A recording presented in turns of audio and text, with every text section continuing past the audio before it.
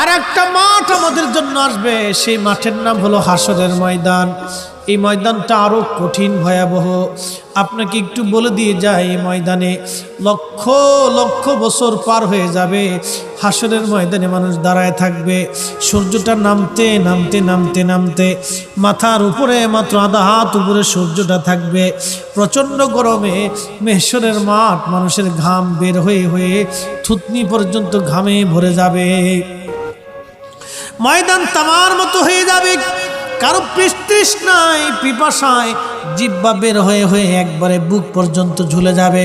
কুকুরের জিহ্বার মতো শুধু ঝুলতে থাকবে তাদের জিহ্বা। কঠিন এই ময়দানে মানুষ বলবে, আল্লাহ আমাদেরকে জাহান্নামে পাঠিয়ে দাও, আর না হয় আমাদেরকে জান্নাতে দিয়ে দাও। মেশরের মাঠ আমাদের আর সহ্য হইতেছে না আল্লাহ, বড় কঠিন লাগতেছে। এইভাবে লক্ষ লক্ষ বছর পার হবে। আল্লাহ বলেন, মালিকি ইয়াউমিদ্দিন, আমি বিচার দিনের মালিক, বিচার দিনের মালিক, বিচার দিনের মালিক। আমার নবী বলেন, উম্মত রে, সেই দিনটা কত ভয়াবহ হবে, কত কঠিন হবে।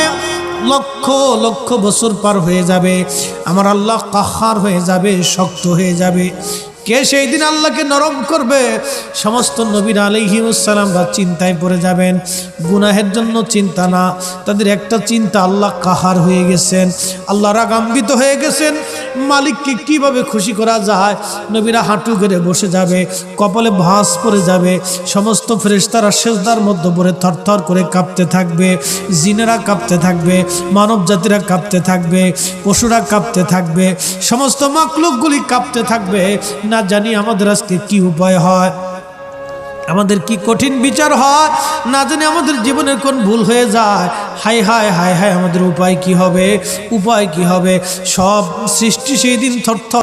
সমস্ত মানুষরা দৌড়াইয়া হযরত আদম সফিউল্লাহর কাছে যাবে। আদম, আপনি তো আদি পিতা ছিলেন, আল্লাহ আপনাকে আদর করে বানাইছেন, বেহেশতে রেখেছেন, তামাম সৃষ্টি তাসরুফ করেছেন, ফেরেশতা দিয়ে সাজদা দেওয়াইছেন।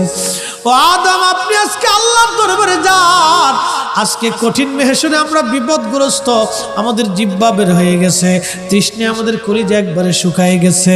আজকে আমরা ময়দানে ঘাম পড়তে পড়তে আমরা পেরেশান হয়ে গেছি।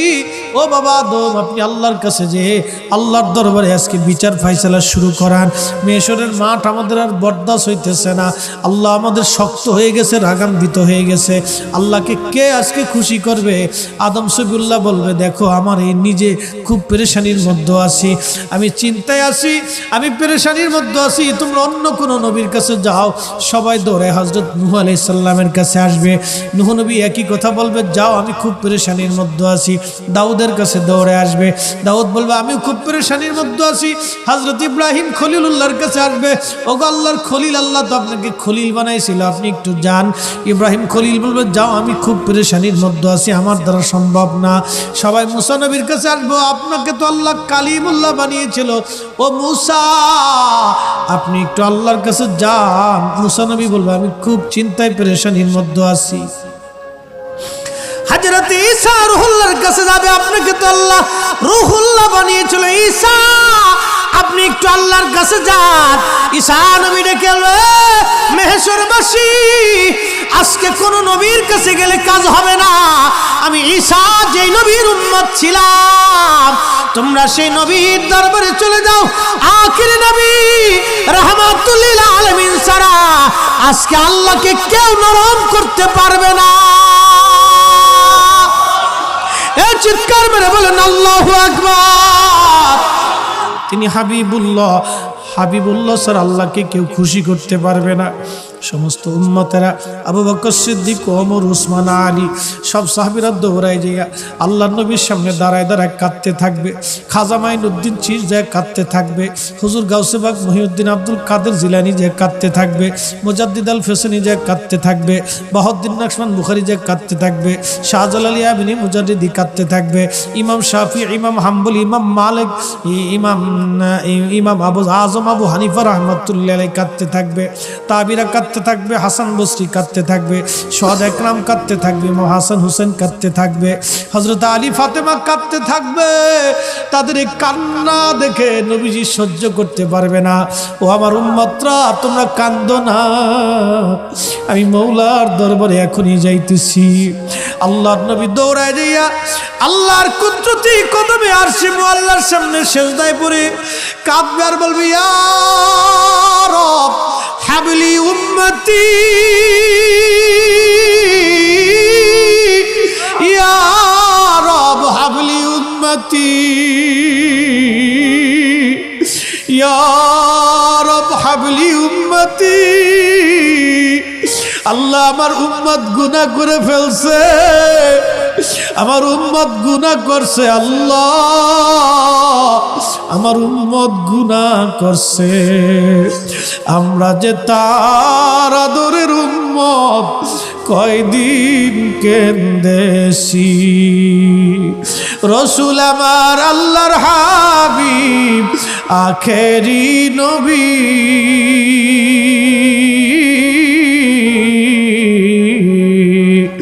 আমরা যে তার আদরের উম্মত, উম্মতের করলাম কি? আমরা যে তার আদরের উম্মত কয়দিন কেন্দেছি। আল্লাহ নবী সিজদার মধ্যে পড়ে কাঁদতে থাকবে, ইয়া রব হাবলি উম্মতি।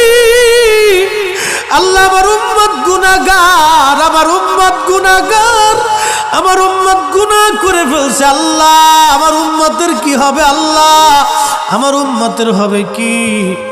আল্লাহ পাক ডাক দিয়ে বলবেন, হাবিব আপনি আর সিজদায় পড়ে থাকবেন না, মাথা উঠান। আপনি কাঁদেন কেন? মেহশর তো আপনার কান্নার জন্য না নবী, উঠেন, আপনি মাথা উঠান। আপনার জন্য আরশে মুআল্লার ডানে একটা কুরসি পেতে রাখছি, একটা চেয়ার পেতে রাখছি, একটা আসন রাখছি। আপনি নবী সেই আসনে বসবেন।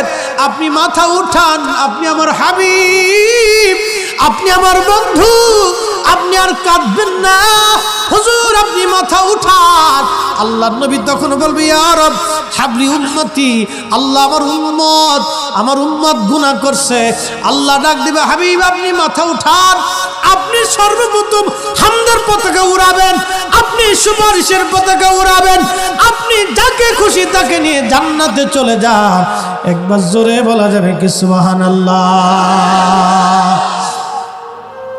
নবী আমার ডেকে বললেন, আয়েশা রে, মানুষের জীবনের কঠিন সময় যখন তার মৃত্যুর সময় এসে যায়, কঠিন মৃত্যুর দূত আসে, যখন গুনাহগার ব্যক্তি, যখন নাফরমান ব্যক্তির কাছে মৃত্যুর দূত আজরাইল আলাইহিস সালাম আসে, বিকট চেহারা নিয়ে আসে, দুর্গন্ধময় পোশাকগুলি নিয়ে আসে, দুর্গন্ধময় পোশাকগুলি নিয়ে আসে, বান্দাকে ধরতে আসে। তখন এই আত্মাটা, রুহুটা মাথার দিকে একবার দৌড়ায় যায়, হাতের কোণার দিকে দৌড়ায় আসে, পায়ের তলার দিকে দৌড়ায় যায়, সারা শরীরের ভিতরে ছটফট করতে থাকে। তখন এই মৃত্যুর যন্ত্রণা বাড়তে থাকে, এত কঠিন যন্ত্রণা তার হয়।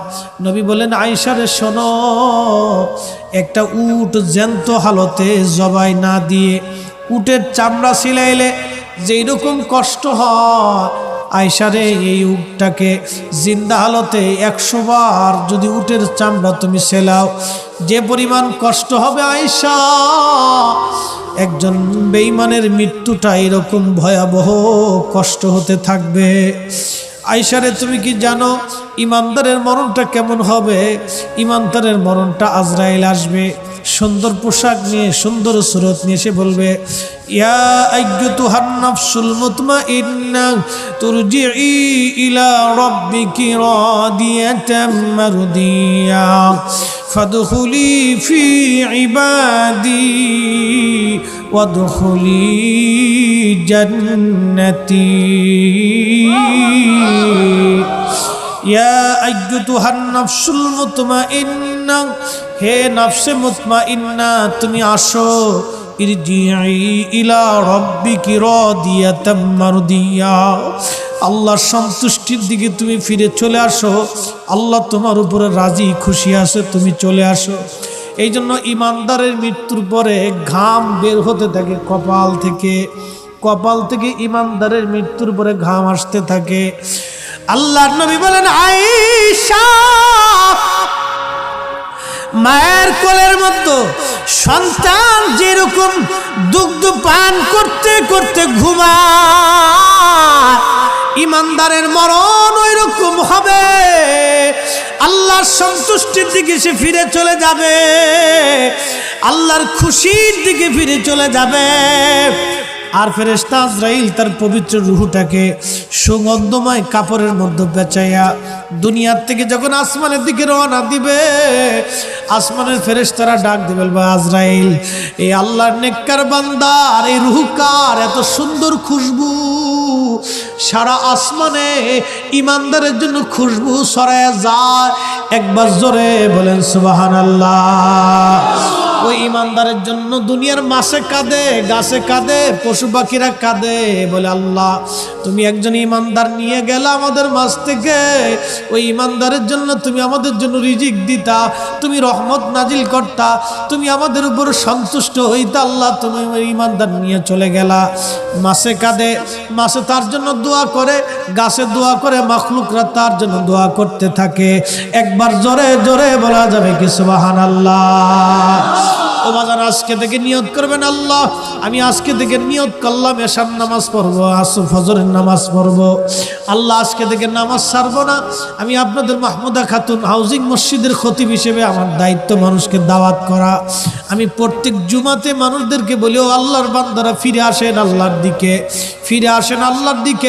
যুবক বন্ধু ফিরে আসো আল্লাহর দিকে। ওই যে দেখবেন ফুটবল খেলা নিয়ে কয়দিন সারা পৃথিবীতে তুলবার চলে গেছে, খেলায় নিজের দল ঠকার জন্য একটা স্টক করে মরে গেছে। ভারতের চর অঞ্চলের মানুষ খুবই দরিদ্র এবং শিক্ষা দীক্ষা থেকে বিচ্ছিন্ন। একটা লোক মারা গেল, লোকেরা লোকটাকে নিয়ে রাস্তার পাশে বসে আছে। কিভাবে জানাজা দিবে, কিভাবে কাফন দিবে লোকেরা জানতো না। বসে আছে সবাই চিন্তা, কেমনে কি করব আমরা মুসলমান, তবে নিয়ম কানুন তো আমরা কিছু জানি না, কারণ ধর্ম শিক্ষা আমাদের থেকে অনেক দূরে চলে গেছে। চরের মানুষ এমন সময় দেখতেছে এক ভদ্রলোক সাইকেল চালায় যায়, তাকে দাঁড়া করে জিজ্ঞেস করলেন, ভাই আপনি সাইকেল চালিয়ে যাচ্ছেন, নিশ্চয় আপনি শিক্ষিত মানুষ, আপনি হিন্দু না মুসলমান? বলে আমি মুসলমান। তাহলে ভাই একটু দাঁড়ান, আমাদের একটু উপকার করেন। বলে কি উপকার?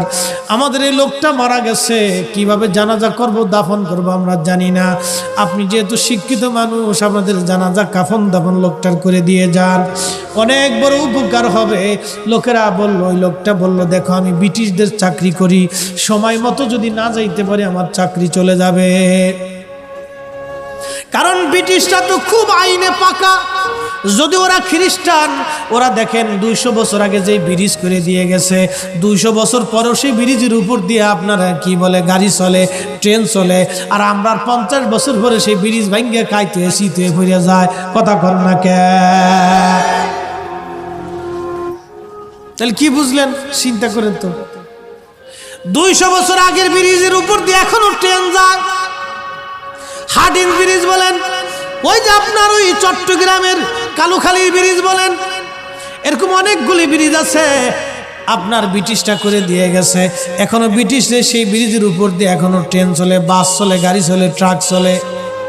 আর আমরা দেশের ব্রিজ বানাইলে 2 দিন পরে ক্ষয়ে পড়ে যায়, ডাইন পাশ দিয়ে ক্ষয়ে, বাম পাশ দিয়ে ক্ষয়ে, নিচ দিয়ে ক্ষয়ে, সামনে দিয়ে ক্ষয়ে, পিছন দিয়ে ক্ষয়ে যায়। ওরা দুর্নীতি করতো না, চুরি করতো না, দেশকে ভালোবাসতো। বাজান খুব মনোযোগ দিয়েন, ব্রিটিশদের চাকরি আমার সময় মতো না গেলে চাকরি চলে যাবে। বলে দেখেন আপনি একটু শিখাই দিকে দিয়ে যান, আমরা শিখ মতো করে দিয়ে নেব, আপনি একটু দেখাই দেন, আপনাকে সাহায্য করব। লোকটা দেখাই টাকাই দিলেন, এইভাবে দাফন কাফন করেন। লোকেরা ওইভাবে করলো। লোকটা তাড়াহুড়া করে আল্লাহর বান্দাকে কবরের মধ্যে নামায় এসে চলে গেল।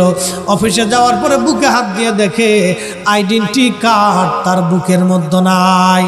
চিন্তা করলেন ব্যাপার কি, আমি আইডি কার্ড তো বুকে করে নিয়ে আসছি, আইডি কার্ডটা কোথায় হারায় গেল?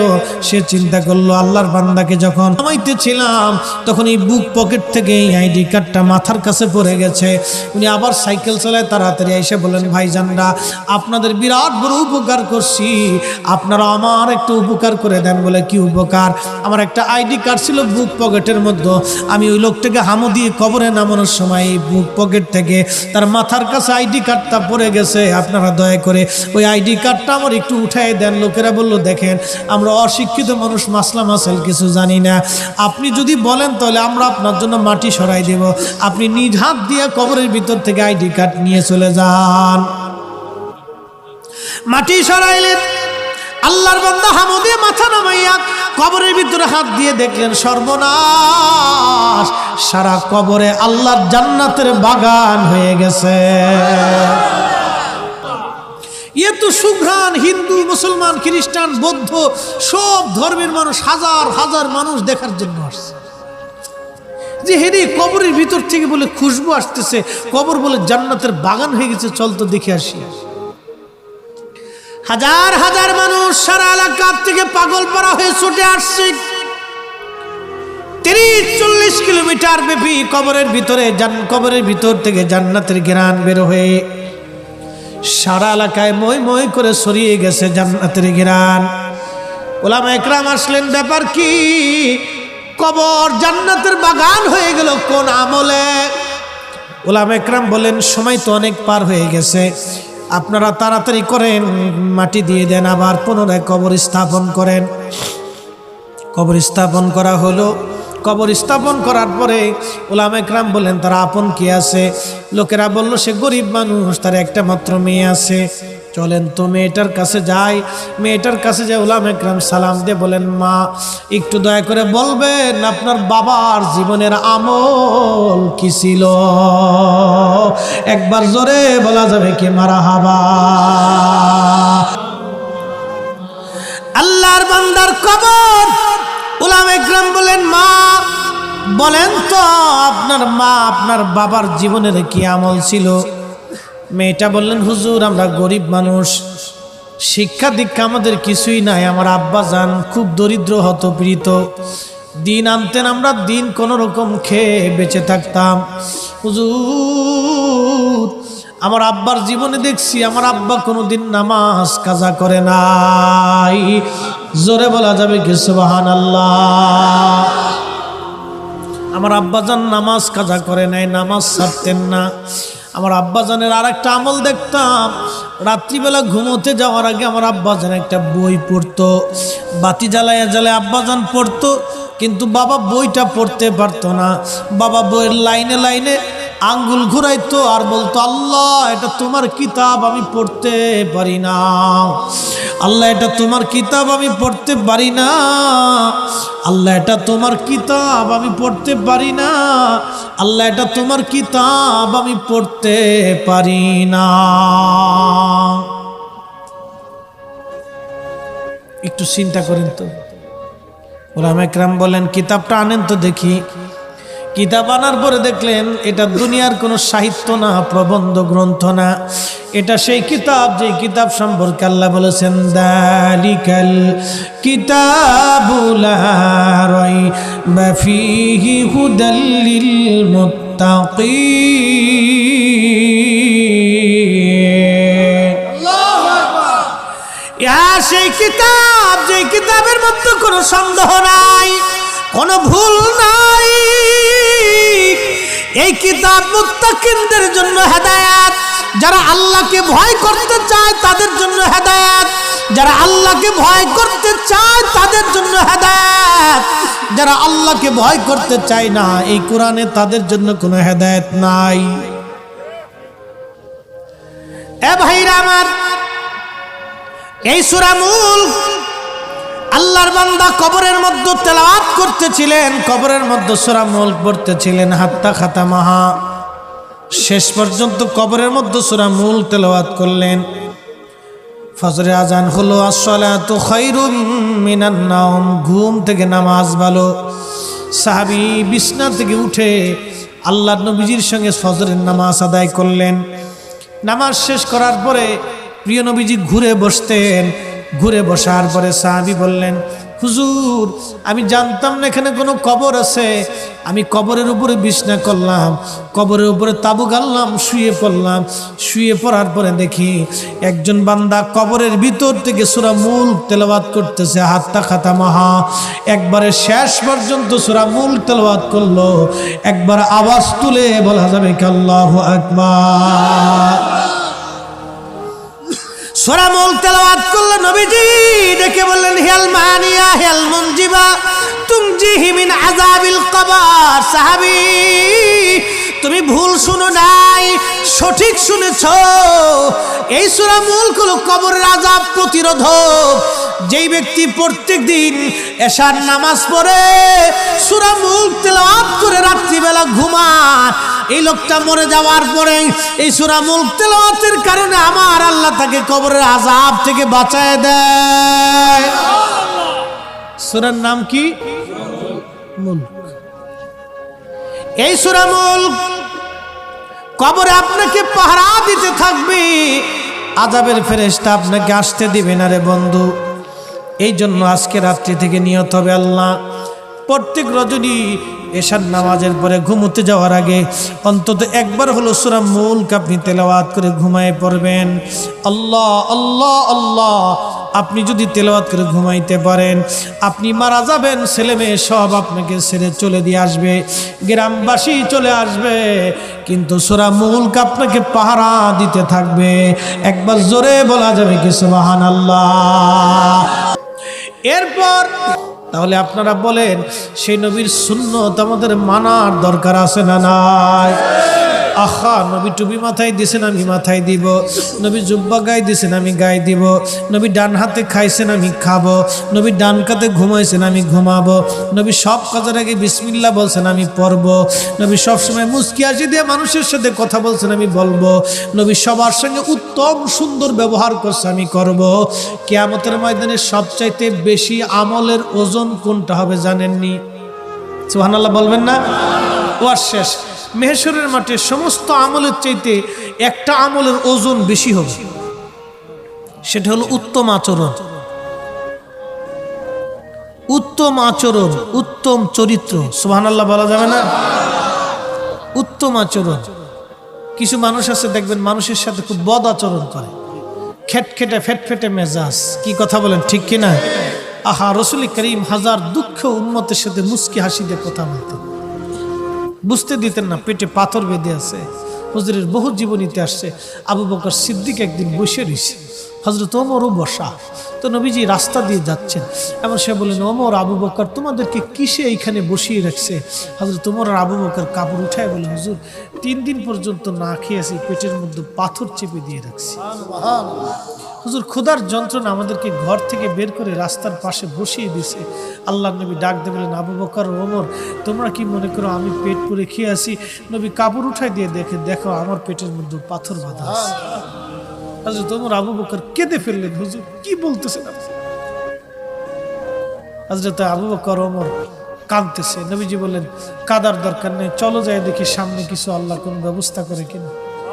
এক আনসারী সাহাবীর বাড়িতে গেলেন, যাই দেখলেন আনসারী সাহাবী বাড়ি নেই। সালাম দিলেন, মহিলা ভিতর থেকে সালামের জবাব দিয়ে বললেন, ইয়া রাসূলুল্লাহ আপনি আমার বাড়িতে আসছেন, আমার জীবনের কত বড় সৌভাগ্য যে হুজুর আমার বাড়িতে আসছেন।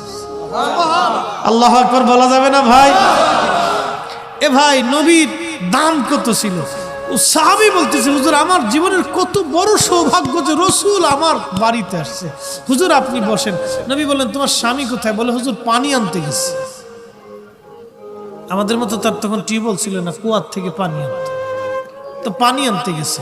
সাহাবী দৌড়ে এসে দেখে, হায় হায়, তিনজন আল্লাহর এই জমিনের নিচে, জমিনের উপরে আসমানের নিচে 3 জন শ্রেষ্ঠ মানুষ বসে আছে, রাহমাতুল লিল আলামিন। সাহাবী এসে বলতেছে, হুজুর আমার জীবনের কি সৌভাগ্য যে রাহমাতুল লিল আলামিন দাওয়াত না দিতে এসে পড়ছে।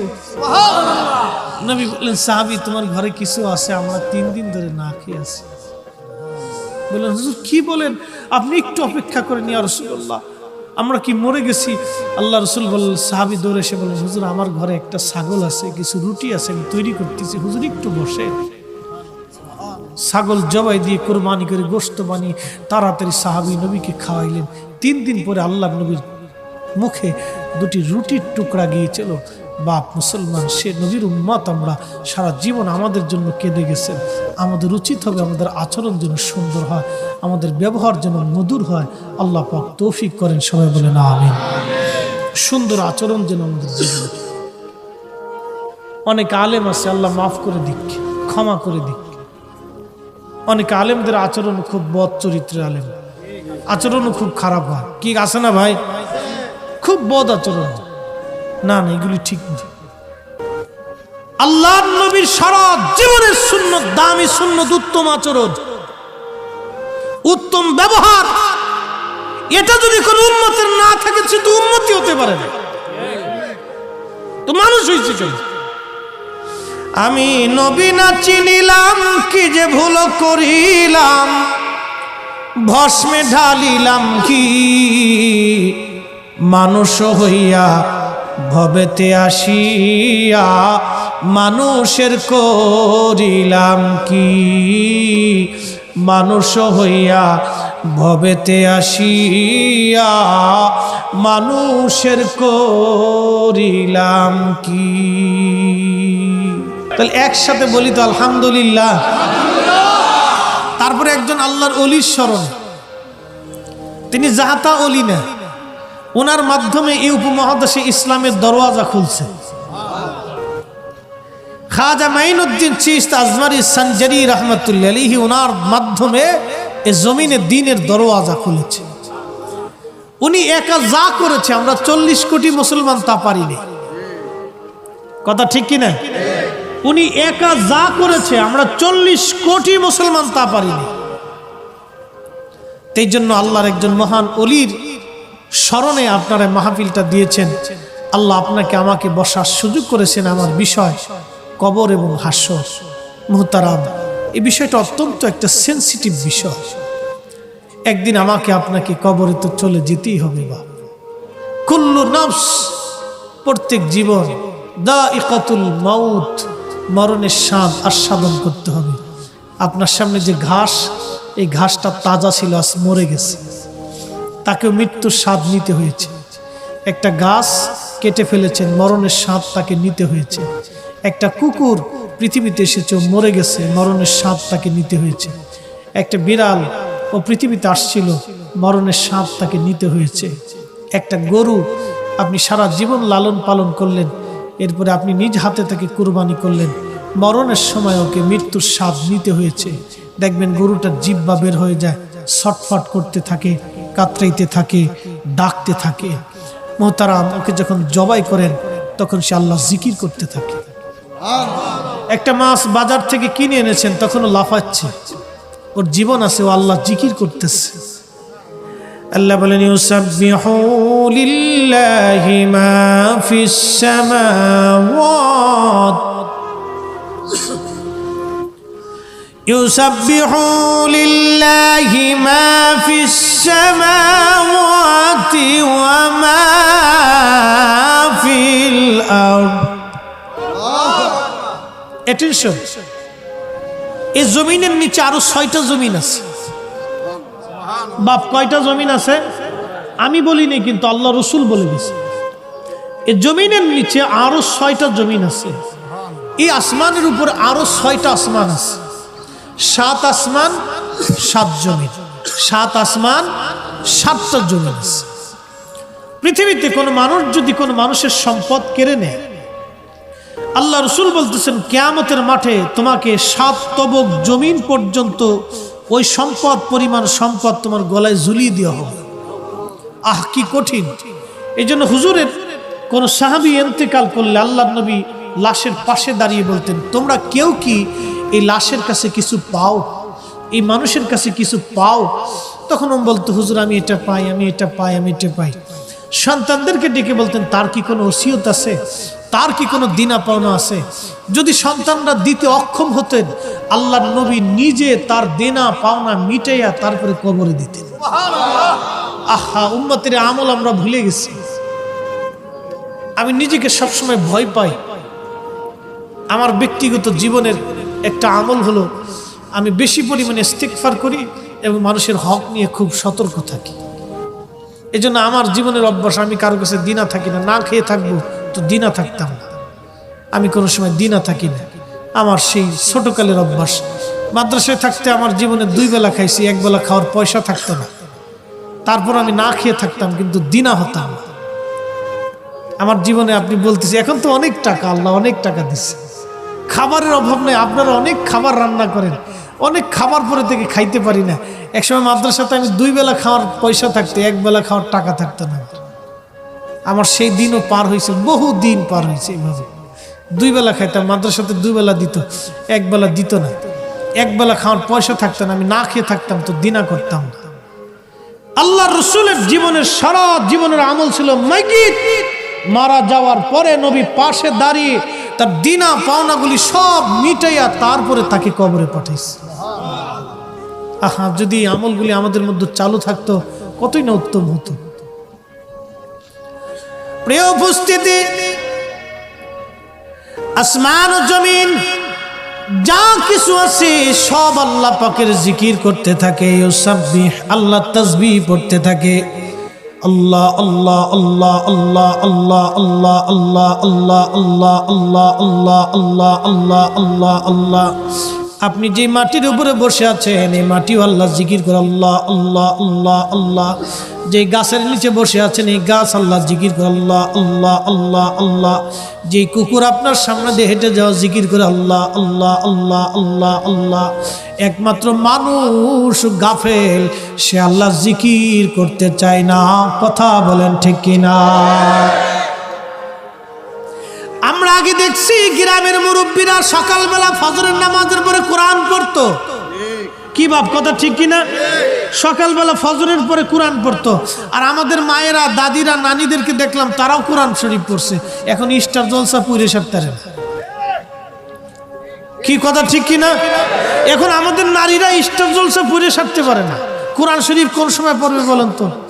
আর খালি কেমনে সাজবে গুজবে, সাজন গুজন, খালি ইটে শিখে। মা বাবার খেদমত করতে হবে, কেমনে সংসার কিভাবে চালাইতে হবে, মুরব্বীদের তাজিম তকরিম কিভাবে করতে হবে, নামাজ কখন পড়বে, বাচ্চাকে আদব লেহাজ কখন শিখাবে, কিচ্ছু নাই। বাচ্চার হাতে মোবাইল গেম দিয়ে মা টেলিভিশন দেখতেছে। কি মার মা? এটা মা না ডাইনি? এটা মা হইতে কইছে কেটা? এরকম মা বহুত আছে। এই অবস্থা আমাদের সমাজে চলতেছে ভাই।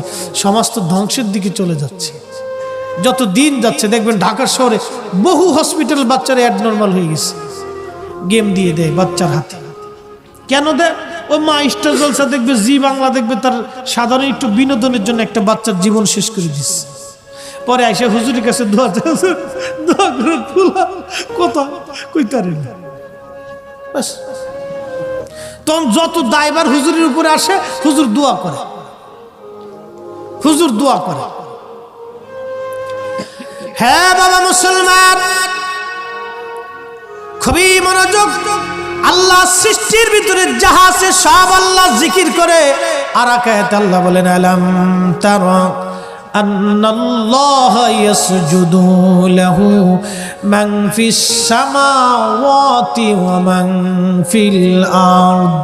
ও নবী, আপনি কি দেখেন না আসমান ও জগৎ, জমিন ও জগতের মধ্যে যা আছে সব আমি আল্লাহকে সেজদা দেয়, সেজদা দেয়, সেজদা দেয়, সেজদা দেয়। একমাত্র মানুষ সেজদা দিতে চায় না। কথা বলেন ঠিক কিনা? এতে গরিয়ার ভিতরে হাজার হাজার মুসলমান আছে আজকে মাগরিব পড়ে নাই, এশা পড়ে নাই, এবং পড়বেও না, না পড়েই ঘুমাইতে যাবে, ফজরও পড়ে না। বাপ আছে না নাই? বহু মুসলমান আছে মাগরিব গেছে, এশা গেছে, খবর নাই। শুধু শুক্রবার আসলে নামাজে দাঁড়ায়, তারপরে যাই পরে আসে সবার আগে। ডিজিটাল মুসল্লি যায় সবার আগে, যায় সবার পরে, আসে সবার আগে। মানে খুতবা শেষ হইলে শেষ হয়ে যাবে, তখন মসজিদে ঢুকে এই সেন্ট পেন্ট মারি দিয়ে ভাব টাপ দিয়ে টুপি একটা মাথায় দিয়ে হাঁটতে হাঁটতে গেছে। মনে হয় যে আল্লাহ ওনার উপর খুব ঠেকছে আর কি। এমন ভাব লইছে যে আল্লাহ খুব ঠেকে গেছে, আল্লাহর উদ্ধার করার জন্য গেছে। আবার সালামটা ফিরাইতে দেরি হয়, মসজিদে মনে হয় তুফান লাগছে। কে কার আগে বের হয়ে যাবে? বাপ, এই জমিন কত মানুষকে কবরে নিয়ে গেছে। এ পৃথিবী কাউকে দুনিয়াতে থাকতে দেয় না। এ পৃথিবী থেকে বহু মানুষ কবরে চলে গেছে। এ পৃথিবীতে কারো জায়গা হবে না।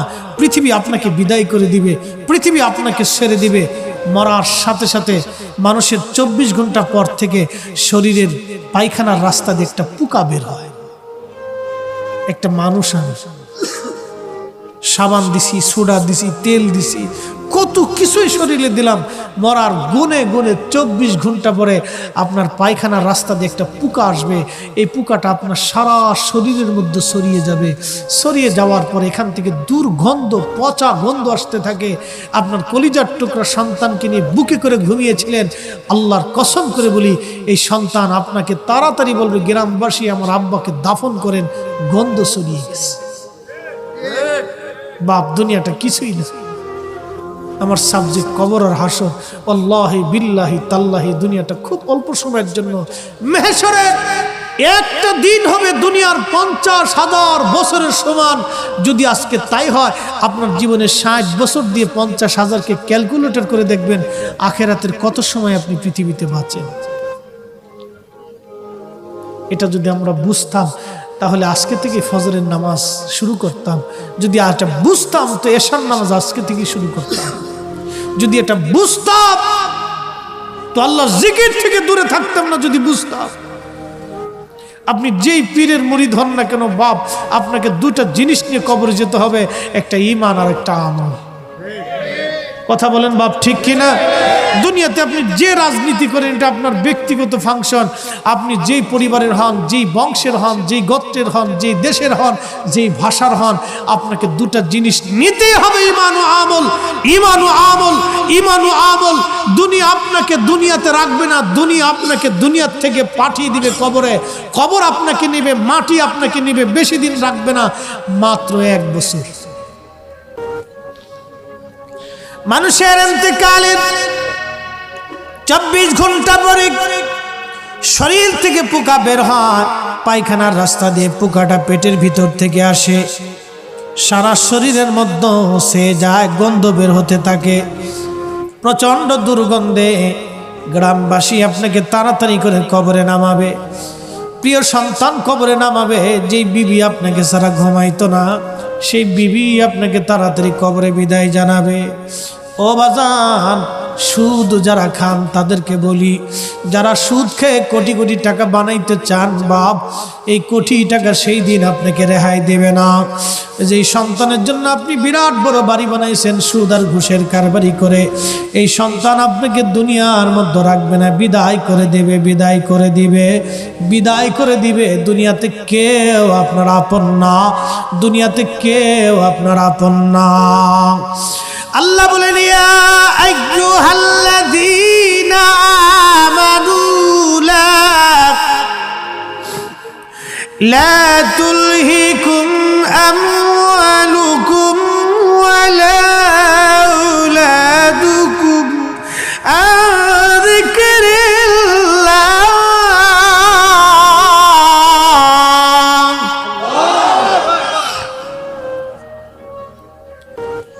ইয়া আইয়ুহাল্লাযীনা আমানু, ঈমানদার, ঈমানদার, ঈমানদার, ঈমানদার, লা তুলহিকুম আমওয়ালুকুম, সম্পদের প্রেমে,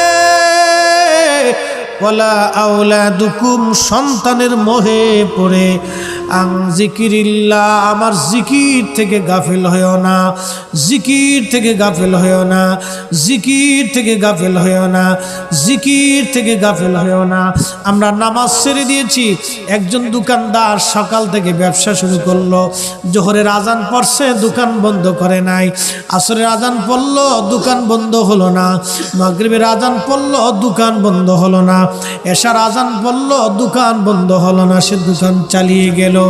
চিন্তা করলো আমি যদি দোকান বন্ধ করি আমার দোকানে বেচা কেনা কমে যাবে। বন্ধু আপনার দোকানের বেচা কেনা চিন্তা করলেন, ভাবলেন এই বেচা কেনায় যদি প্রত্যেক দিনে 1000 টাকা লাভ হয় তো আমি অনেক লাভ করে ফেলছি। আসলে আপনি লাভ করেন নাই, আপনি আপনার নিজের কামলা দেন নাই।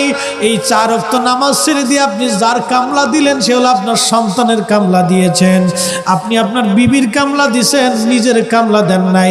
নিজের কামলা হলো জোহরের নামাজ, নিজের কামলা আসরের নামাজ, নিজের কামলা মাগরিবের নামাজ, নিজের কামলা এশার নামাজ। যে ব্যক্তি নামাজ পড়ে দোকানদারি করে এ হলো চালাক, আর যে ব্যক্তি নামাজ না পড়ে দোকানদারি করে এ বেটা হলো বলদ। কথা বলেন ঠিক কিনা?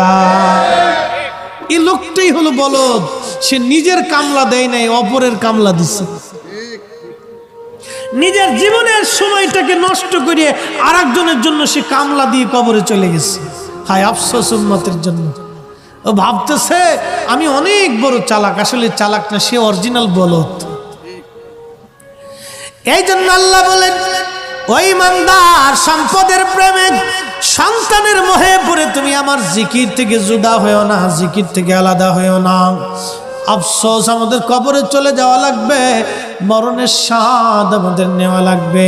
আল্লাহ বলেন, ইয়া আইয়ুহাল্লাযীনা আমানু, ইমানদার, ইমানদার, আমানু তাকুল্লাহ, আমি আল্লাহকে ভয় করো, হাক্কা তুকাতি, ভয় করার মতো ভয় করো। ওয়ালা তামুতুন্না ইল্লা ওয়া আনতুম মুসলিমুন।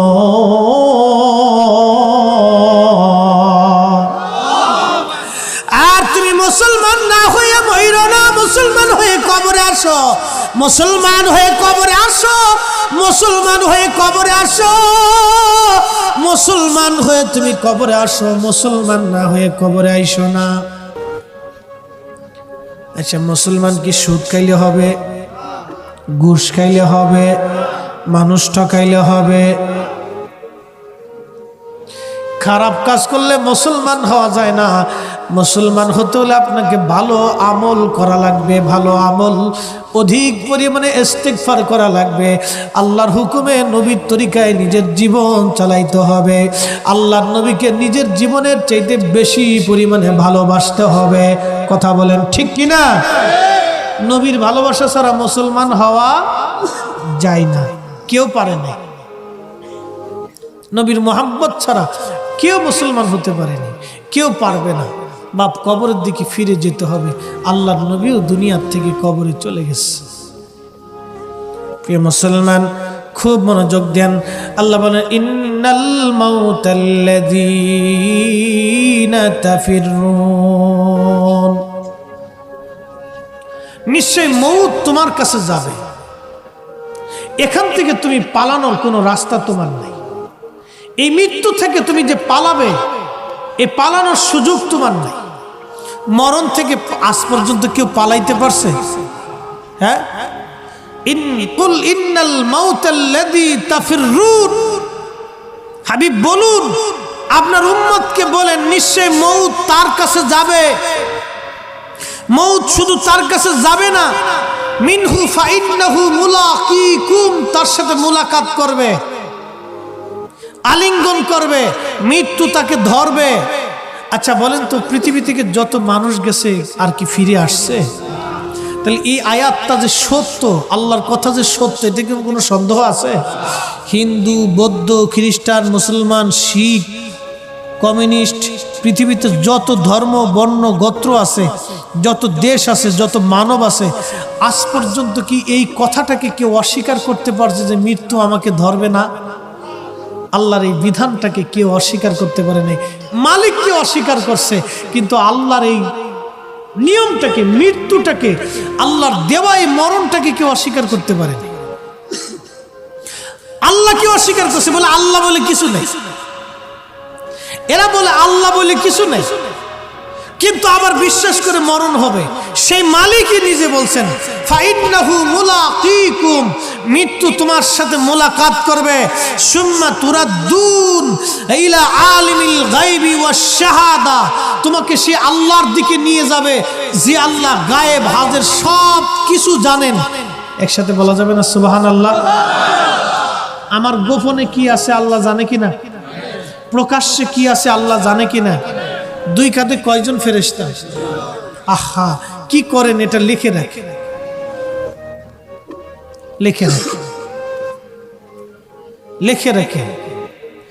আল্লাহ বলেন, আল্লাযী খালাকাকা ফাসাওয়াকা ফাআদালাকা ফি আইয়ি সূরাতিন মা শাআ রাক্কাবাক কাল্লা বাল তুকাদ্দিবুনা বিদ্দীনি ওয়া ইন্না আলাইকুম লাহাফিযিনা কিরামান কাতিবিন। কিরামান কাতিবিনা ইয়ালামুনা মা তাফআলুন।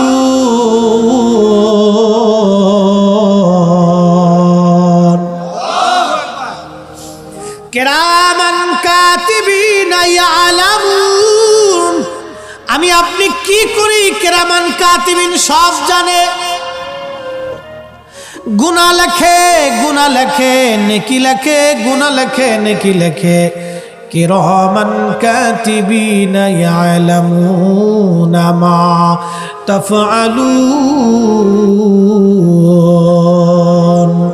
মালিকের দরবারে সেই দিন বাহানা চলবে না, মিথ্যা কথা বল চলবে না। আজকে সমাজে যদি কোনো ঝগড়া হয় তো মামলা করতে গেলে 100% মামলা, 99% মামলা মিথ্যা কথা লেখে। কি কথা কর না কেন? এই জন্য পুলিশও জানে যে যেটি আইসি এর ভিতরে 100% পিওর না। দারোগাও জানে যে মামলা যে লিখতেইছে এই লেখার ভিতরে 100% মামলায় 99 মামলার ভিতরে গুজামিল থাকে। মানে যা হয় তার চাইতে বাড়াই লেখে যাতে মামলাটা শক্ত হয়, ধারাটা মজবুত হয়। দেখেন মানুষ বাটপার কত বড়, এখানেও সিটারি। এই জন্য পুলিশও জানে এখানে ঝামেলা আছে, বিচারকরাও জানে এখানে ঝামেলা আছে। এই জন্য কেউ কেউ কয় টেবিলের নিচ দিয়ে নিয়ে আগে যা, বিসমিল্লাহ গোল দিচ্ছে তৈবটা কি। এই সমস্যা হলো এখানে। নবীর জমানাতে, সাহাবীদের জমানাতে এরকম ছিল না। মামলাও ছিল হক, বিচারও ছিল হক। মামলাও ছিল পারফেক্ট, বিচারও ছিল পারফেক্ট। সে জমানার মুসলমানরা মিশা কথা বলতো না, আর এই জমানার মুসলমান মিশা কথা না করলে পেটের ভাত হজম হয় না, খালি মিথ্যা কথা। কে হ্যালো কই আছেন, ঘরের কই আছেন, আসি চট্টগ্রাম, ঘরের ভিতরে হয়ে রয়েছে। হ্যাঁ চট্টগ্রাম আছে, ঘরের মধ্যে শুয়ে রয়েছে। আগের জমানার মুসলমান মরে গেছে, মিথ্যা কথা কইছে না। এখনকার জমানার মুসলমান এই মিশে কথা না কইলি ফেটের কথা হজম হয় না। তো এখন বলেন তো অবস্থাটা কত। আল্লাহর কসম মাল ভালো। আমার এক দোকানদার পাঞ্জাবির কাপড় দিছে বেশ অনেক আগে ফরিদপুর থেকে। হুজুর চিন্তা করেন না, খুব দামি মাল, খুব সুন্দর, রং সং উঠতো না। একবার পাঞ্জাবি বানায় বাইক নিয়ে প্রথম দোয়াতেই শেষ। আমি চিন্তা করলাম ওরে সর্বনাশ, সিটার কত বড়। শয়তানও এখানে দেখলি ডোরা। শয়তানে কয় সর্বনাশ, আমি 7 লক্ষ বছর আল্লাহর ইবাদত করছি কিন্তু সিটারই করিনি। কি কথা কর না কেন? 7 লক্ষ বছর শয়তান ইবাদত করছে, শয়তানের ইবাদতের মধ্যে কিন্তু সিটারই ছিল না। সে 7 লক্ষ বছর ইবাদত করার কারণে আল্লাহ কিন্তু তাকে চ্যান্সেলর অফ মালায়েকা বানাইছিল, ফেরেশতাদের মুআল্লিম ছিল সে। তার উপাধি আল্লাহ কিন্তু লকব বাড়াই দিছিল, কিন্তু জীবনের একটা ভুল আর বিয়াদবির জন্য আল্লাহ তাকে তার দরবার থেকে বহিষ্কার করছে। সে যদি ভুল স্বীকার করতো তাহলে আল্লাহ তার মাফ করে দিত, কিন্তু সে ভুল স্বীকার করে নাই। আমাদের দেশে একদল আছে ভাই নামাজের পরে দোয়া মানে না, দোয়া ছাইড়ে দিতেছে। এরা মূলত আল্লাহর দরবারে ভুল স্বীকার করবার চায় না। কথা কন না কে? আমরা কিন্তু নামাজের পরে হাতটা তুলে বলি আল্লাহ আমার নামাজে ভুল হয়েছে। কথা ঠিক কিনা? নামাজে কি হয়েছে? আল্লাহ ভুল হয়েছে, আপনি আমার মাফ করে দেন, আমার নামাজরে কবুল করে নেন, আল্লাহ আমার ইবাদতরে কবুল করে নেন। তার মানে কি আমি নামাজও পড়ছি, ভুলও স্বীকার করছি। আপনার বাড়ি এক কর্মচারী 6 মাস কাজ করার পরে বাড়ি যাওয়ার সময় যদি আপনার হাতটা ধরে বলে মালিক আমি বিদায় নিচ্ছি, আপনার এখানে আর কোনোদিন আসা হবে না, এই 6 মাস কাজ করছি, আমার ভুল ত্রুটি হয়েছে, আপনার কাজ ঠিক মতো আঞ্জাম দিতে পারি নাই, আল্লাহর রাস্তায় আপনি আমার মাফ করে দিন। আচ্ছা বলেন এই কর্মচারীর প্রতি আপনার দয়া লাগবে না? আপনি বলবেন যে বাবারে তুই যদি কোনোদিন এই ঢাকা দক্ষিণ ক্যানিগঞ্জ তেগুরিয়াতে আসিস, এলাকায় কাজে বাজে আসলে তুই আমার বাড়িতে আসিস, তো আমার বাড়ির দরজা তোর জন্য খোলা। কেন? যে লোকটা আপনার কাছে বিনয় প্রকাশ করছে, স্যারেন্ডার করছে, এই স্যারেন্ডারের জন্য তার প্রতি যদি আপনার মায়া লাগতে পারে, তো বান্দা হিসেবে আমি যখন আল্লাহর দরবারে স্যারেন্ডার করবো, আল্লাহ ভুল হয়ে গেছে, আল্লাহ ডাক দিয়ে কয় তুমি তোমার কর্মচারীরে আমি আল্লাহর দেওয়া ভালোবাসা দয়া মায়া 100 ভাগ 1 ভাগ আমি সৃষ্টির মধ্যে বন্টন করে দিছি। তুমি কিঞ্চিত পথে যদি তোমার কর্মচারীর প্রতি দয়া লাগতে পারে, আমি আল্লাহর কাছে 99 ভাগ দয়া রয়ে গেছে। ও বান্দা তুই তো আমার কর্মচারী, তুই স্যারেন্ডার করার সাথে সাথে আমি আল্লাহ তোর কাজকে কবুল করে নিয়ে তোর গুনাহ মাফ করে দিলাম। তাহলে কি স্যারেন্ডার হবে? কথা বলেন, স্যারেন্ডার হবে? হাত তুলে আল্লাহর কাছে স্যারেন্ডার করবেন, আল্লাহ ভুল হয়ে গেছে। দলিল লাগে না, এটা হলো বিবেকের দলিল, এটা হলো ইনসাফের দলিল। সব কাজে দলিল চলে না, বিবেক দিয়ে কিছু বুঝে নিতে হয়। কে বা কারা এসে আপনাকে দোয়া না করলেও চলে? হ্যাঁ ভাই, দোয়া তো না করলেও চলে। আচ্ছা, ভাতের সাথে ইলিশ মাছ না খেলে চলে না? তো ইলিশ মাছটা খান কে? শুধু লবণ দিয়ে কাঁচামরিচ দিয়ে ভাত খালি হয় না? তাহলে 3 পদের তরকারি খান কে? এই বেলা আপনার লাগে না, শব্দ আসে না। খালি দোয়া মুনাজাতের বেলা গেলে আপনার লাগে না, এই শব্দটা আসে কে? তার মানে এই শব্দটা আপনার না, এটা শয়তানের শব্দ। কার শব্দ? শয়তানের শব্দ। আল্লাহ পাক এগুলির থেকে আমাদেরকে পানা দিক। সবাই বলে না আমিন। কষ্ট হতেছে আপনাদের? তাহলে একসাথে আবার বলি তো, আপনি মারা গেছেন, কবরে দিয়ে দিচ্ছে, প্রশ্নের জবাব আপনি দিতে পারেন নাই, আযাবের ফেরেশতা আসতেছে, সূরা মুলক মাথার কাছে দাঁড়ায়, কই যাও? আমার কথা না, হাদিসের কথা। সূরা মুলকের তাফসীরে আসছে, সূরা মুলক কই যাও? এই বান্দা প্রশ্নের জবাব দিতে পারেনি, আল্লাহ পাঠাইছে ওরা আযাব দিতে, মারার জন্য রিমান্ডে নিব। সূরা মুলক সে আমারে তেলাওয়াত করছে প্রত্যেক রাত্রিবেলা। এই কবরের ভিতরে আমি ঢুকতে দেব না, তাড়াতাড়ি চলে যাও। ফেরেশতারা চলে যায়, কবে যে আল্লাহ কই ফাটাইছো? এই সূরা মুলকের জ্বালাই তো ভিতরে ঢুকাই যায় না। আল্লাহকে যাও আবার। ফেরেশতারা আবার এসে পায়ের কাছ দিয়ে ঢুকতে যাবে, সূরা মুলক পায়ের কাছে দাঁড়ায় পাহারা দিবে, এই কই যাও? দেখেন সূরা মুলকে কই যাও? কে বেটার আযাব দেওয়ার জন্য যদি রিমান্ডে নিন কেন? প্রত্যেক রাত্রিবেলা সে আমার তেলাওয়াত করছে, আমি যতক্ষণ এখানে থাকবো ঢুকতে দেব না।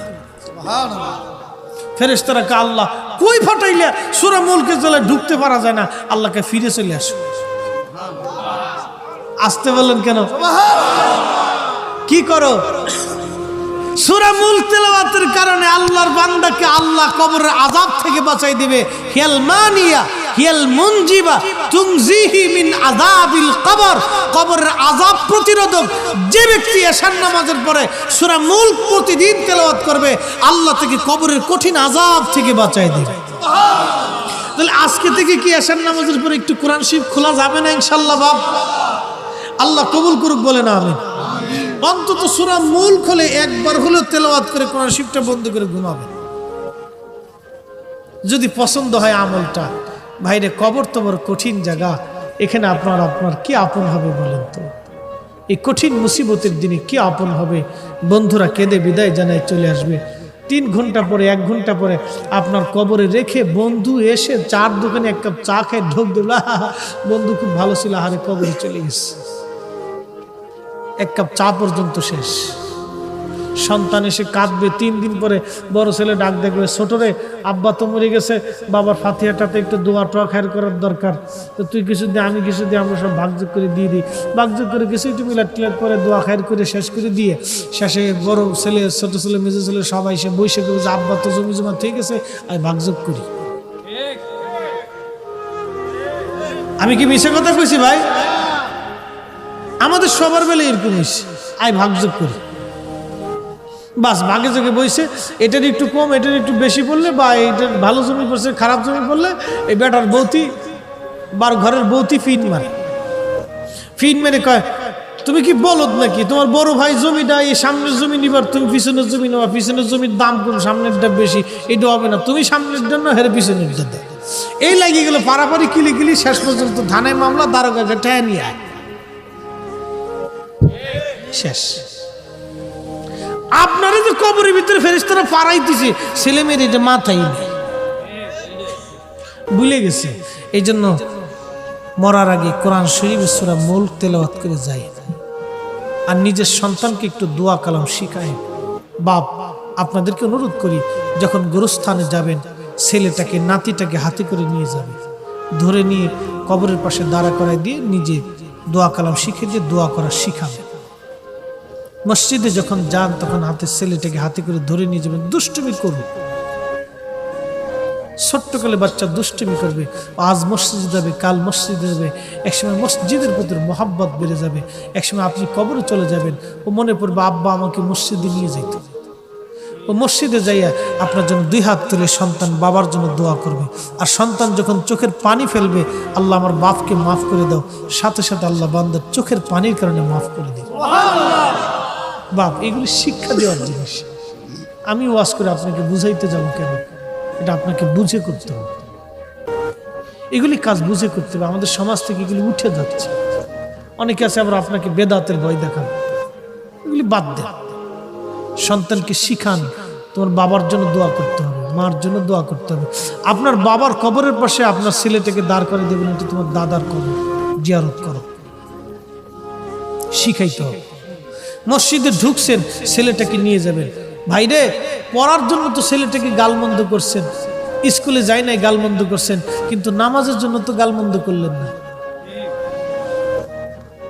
একটা দিনে নামাজের জন্য তো ছেলেকে পিটাইলেন না। আল্লাহর নবী বলেন, উম্মত 10টা নসিহত তোমাদের জন্য, 10 নম্বরটা একটা লাঠি ঘরের মধ্যে রাখবা, তোমার সন্তানকে নামাজ ও আদবের জন্য ওই লাঠি ব্যবহার করবা। নামাজ আদব, নামাজ আদব, নামাজ আদব। আল্লাহর কসম করে বলি, আপনার সন্তানকে যদি আপনি আদব শিক্ষা দেন, তাহলে এই সন্তান আপনার বৃদ্ধ গেলে আপনার চোখের দিকে তাকাবে না, সারা জীবন আপনাকে সম্মান করবে। আদব শিক্ষা দিবে, সন্তানকে শিখানোর দায়িত্ব আপনার। বসুন্ধরার মালিকের পোলা কোনোদিন মাহফিলে এসে বসে দিচ্ছে? টাইম নেই, সময় নেই। এই যে স্কয়ার কোম্পানি বলেন, যমুনা বলেন, বেক্সিমকো বলেন, ইনসাফটা বলেন, বিভিন্ন বড় বড় কোম্পানি আছে, বিভিন্ন কোম্পানি গ্রুপ অফ ইন্ডাস্ট্রির মালিকের ছেলেরা কোনোদিন দেখছেন এসে মাহফিলে বসে থাকে? এরা চিন্তা করে, আমার মতো ধনী ব্যক্তির পোলা মাহফিলে বসে থাকবো, খেতার ভিতরে আমার একটা ক্রেডিট আছে না? হেতা নিজের ক্রেডিট তালাশ করে। আমরা যারা গরিব মানুষ আছি, এরা হলো মাহফিলে এসে বসে থাকে। এখানে চিন্তা হলো, আমার ছাতা কোনো ক্রেডিট মেডিট নেই, যদি বসে আল্লাহ আমাকে মাফ করে দেয়। আমরা কোনো ক্রেডিট মেডিট নেই। এই জন্য মধ্যবিত্ত আর নিম্নবিত্ত, গরিব আর মধ্যবিত্ত শ্রেণীর মানুষ বেশি মাহফিলে আসে। এরা মাহফিল বেশি করে, মাহফিলে বেশি বসে। এই জন্য ধনী ব্যক্তির আগে 500 বছর আগে গরিবরা জান্নাতে চলে যায়। খুশি খুশি হন নাই আপনারা? কত বছর আগে? 500 বছর বলতে কি বুঝেন কন্ত? আমি বুঝাইতেছি, দুনিয়ার 50,000 বছর আরো দিনের একদিন, সেই দিনের 500 বছর। আরো জোরে এবার বাহ্যে হিসাব করবেন যে কত হাজার কোটি বছর পরে এরা জান্নাতে যাইবে। তাও জান্নাতে যাইব কুত্তি কুত্তি জান শেষ। আমরা আল্লাহ জান্নাতে নেবে বিদ্যুতের গতিতে, ফুলসিরাতের কাছে যে দাঁড়াইতে দেরি হবে, জান্নাতে ঢুকাইতে দেরি করবে। যা বান্দা চলে যা, দুনিয়াতে অনেক কষ্ট করছিস, যা মাহফিলে বসে থাকছিস, তোকে কোনো ক্রেডিট মেডিট ছিল না, তোরা আমি আল্লাহর মহব্বতে পড়ে বসেছিলি, যা মাফ করে দিছি। হ্যাঁ, আমাদের কোনো ক্রেডিট নেই। হ্যাঁ, আল্লাহ আমাদেরকে কবুল করুন, বলে না আমিন। বাপরে, আমরা মাহফিলে যারা বসি, আমরা আল্লাহর মহব্বতে বসে থাকি, ঠিক কিনা? এই লোকটা কোরআন শরীফ পড়তে পারতো না, আঙ্গুল ঘুরাইতে বলতো, আল্লাহ এটা তোমার কালাম, আমি পড়তে জানি না, আমি পড়তে জানি না। উনি যে আঙ্গুল ঘুরাইছে, আঙ্গুল ঘুরাইতে ঘুরাইতে ঘুরাইতে ঘুরাইতে কোরআন শরীফের লাইনে লাইনে দাগ পড়ে গেছে। আল্লাহর কাছে মোহাম্মতটা এত বেশি ভালো লাগছে যে তার কবরে শুয়াইতে দেরি করছে, কবর আল্লাহ জান্নাতের বাগান বানাইতে দেরি করে। সে কি ক্রেডিট দেখাইছে? সারেন্ডার করছে। আল্লাহ এটা তোমার কিতাব, আমি পড়তে পারি না। আল্লাহ, আল্লাহ তোমার কিতাব আমি পড়তে পারি না। আল্লাহ তোমার কালাম আমি পড়তে পারি না।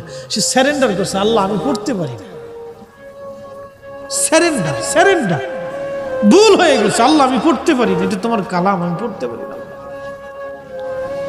ও বাপ, যারা কোরআন শরীফ পড়তে পারেন না, আপনাদেরকে একটা অনুরোধ করে যাব, কোরআন শরীফটা খুলে চাইয়ে থাকবে। কোরআন শরীফটা খুলে তাকায় থাকবে আর পড়ার চেষ্টা করবে, কারো কাছ থেকে শেখার চেষ্টা করবে। কোরআন শরীফটা খুলে তাকায় থাকবে। যারা পড়তে পারেন, প্রতিদিনই 1 পৃষ্ঠা হলো বাপ পড়বেন, প্রত্যেক রজনীতে ঘুমোতে যাওয়ার আগে সূরা মুলক একবার করে তেলাওয়াত করবেন। আহা, কবরে কেউ আপনার আপন হবে না, এই সূরা মুলকটা আপনার আপন হয়ে যাবে। সূরা মুলকের দুটি কথা বলে দোয়া করতেছি, মনোযোগ দেন, একসাথে বলি তো আল্লাহু আকবার।